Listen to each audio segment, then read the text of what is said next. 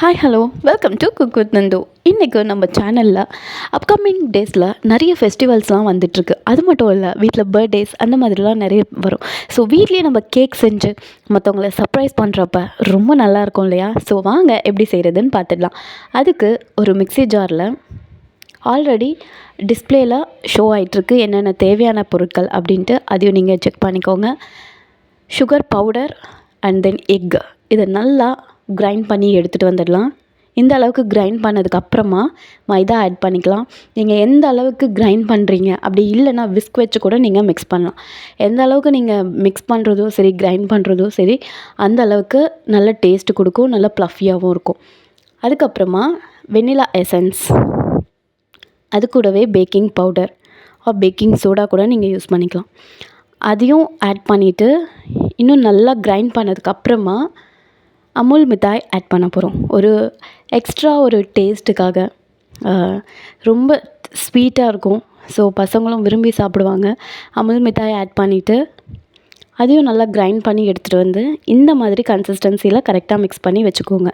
நம்ம சேனலை first time பார்த்துட்ருக்கீங்க அப்படின்னா குக் வித் நந்து சேனலை சப்ஸ்கிரைப் பண்ணிவிட்டு ஆல் என்ற ஆப்ஷனையும் கிளிக் பண்ணிக்கோங்க. அப்போ தான் நான் போடுற வீடியோஸ் எல்லாமே உங்களுக்கு நோட்டிஃபிகேஷனாக வந்து சேரும்.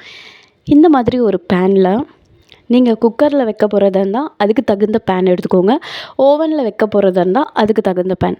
அதில் ஆயில் நல்லா எல்லா இடத்துலையும் படுற மாதிரி ஆயில் நல்லா பேஸ்ட் பண்ணிக்கோங்க. பேஸ்ட் பண்ணதுக்கப்புறமா நம்ம கிரைண்ட் பண்ணி வச்சுருக்க கேக் மிக்ஸ்சர் அதை நம்ம ஃபுல்லாக ஆட் பண்ணிடலாம். ஆட் பண்ணதுக்கப்புறமா ஒரு விஸ்க் வச்சு அகைன் நீங்கள் நல்லா பீட் பண்ணதுக்கப்புறமா கேஷ்யூ நட்ஸ் ஆட் பண்ணிக்கோங்க. உங்களுக்கு தேவையான கேஷ்யூ நட்ஸ் அதில் ஆட் பண்ணிக்கோங்க. ஆட் பண்ணிவிட்டு நீங்கள் ஓவனில் வைக்கிறதா இருந்தால் 30 to 40 minutes ஆர் 45 minutes உங்களோட ஓவனுக்கு தகுந்த மாதிரி, டெம்பரேச்சருக்கு தகுந்த மாதிரி. அண்ட் தென் குக்கரில் வைக்க போகிறீங்க அப்படின்னா குக்கர் வச்சுட்டு அது கீழே ஒரு பவுல் ஆர் ஏதாவது ஒரு ஹேங் மாதிரி அதில் வச்சுட்டு அதுக்கப்புறமா நீங்கள் இந்த கப்பை எடுத்து வைங்க. இந்த மாதிரி சாஃப்டாக ப்ளஃபியாக வந்ததுக்கப்புறமா ஒரு ஸ்டிக் ஆர் நைஃப் சம்திங் அதை வச்சு நீங்கள் பார்த்தீங்கன்னா ஒட்டாமல் இருக்குது அப்படின்னா கேக் பர்ஃபெக்டாக வந்திருக்கு அப்படின்னு அர்த்தம். இப்போ நம்ம வீட்டில் பர்த்டே வரலாம், யாருக்காவது வீட்டில் இருக்கவங்களுக்கு, நம்ம ஃபேமிலி மெம்பர்ஸ்க்கு வரலாம். ஸோ இந்த மாதிரி செஞ்சு செமையாக சர்ப்ரைஸ் பண்ணுங்கள். வீட்லேயே டேஸ்ட்டாக ஹெல்த்தியாகவும் இருக்கும். ஸோ மறக்காமல் இந்த வீடியோவை பார்த்துட்டு எப்படி இருக்குன்ட்டு செஞ்சு பார்த்துட்டு கமெண்ட் பண்ணுங்கள். நம்ம அடுத்த வீடியோவில் இன்னும் டேஸ்ட்டாக எப்படி அப்கமிங் வீடியோஸில் சமையல் எப்படி சிம்பிளாக பார்க்குறதுன்னு பார்க்கலாம். Bye by.